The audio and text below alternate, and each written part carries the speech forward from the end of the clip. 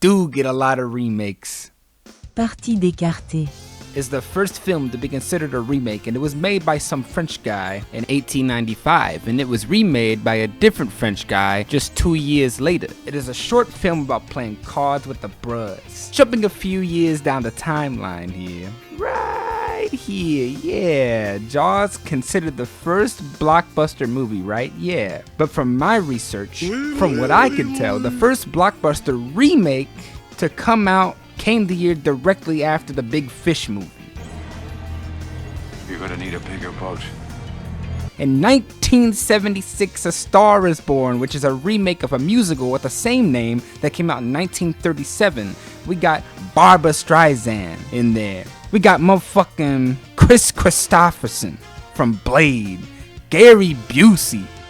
I didn't know MGK was in this movie, but all this is to say remakes have been going on for a long time, and I don't think we're making more of them now than we ever were, but one thing you could argue that would actually make for good conversation is that studios and filmmakers try to play it safe now more than ever. A lot of movies have people behind it that are scared to take a risk and try to make something different with the story that's not just playing off of modern trends in the movies that we see coming out today. All of it.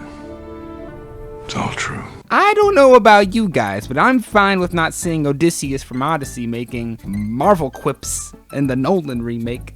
I don't think that'll happen considering we're talking about the GOAT here, but you're picking up what I'm putting down.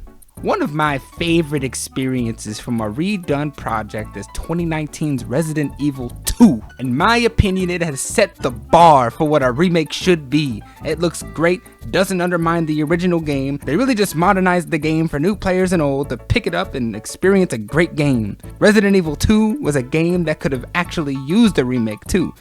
Going back to tank controls after playing some newer games is not the greatest experience. And even I can admit it isn't the easiest thing to pick up if you haven't played a game like that before. Resident Evil 4 Remake, on the other hand, to me at least, felt a little unnecessary. The original game still feels great and keeps up with today's trends that it set the bar for many years ago. I still like the remake, and I understand Capcom is just rebooting their whole franchise. I just hope they fix Resident Evil 6. Sometimes though, I could just be happy with a graphics change. It's a bit lazy to not fix some of the glaring issues that every game has. But sometimes, I'm just not as picky, like with my favorite game, Shadow of the Colossus.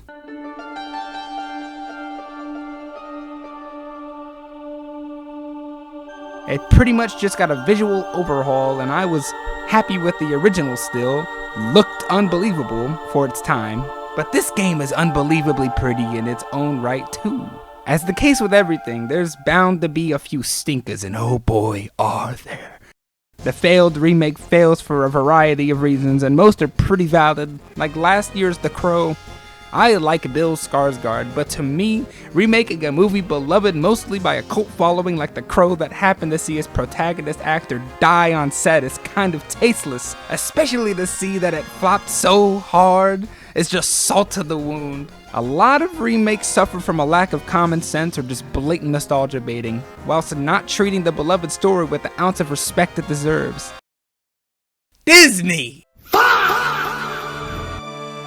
Speaking about stinkers, by this point it's well known how pitiful these attempts have been. Who could have known it'd be a bad idea to try to get emotion out of live action animals, the same way animated animals could in The Lion King? It looks awkward. Or who could have expected getting A-list celebrities with little singing ability and auto-tune to cover old songs would sound tasteless?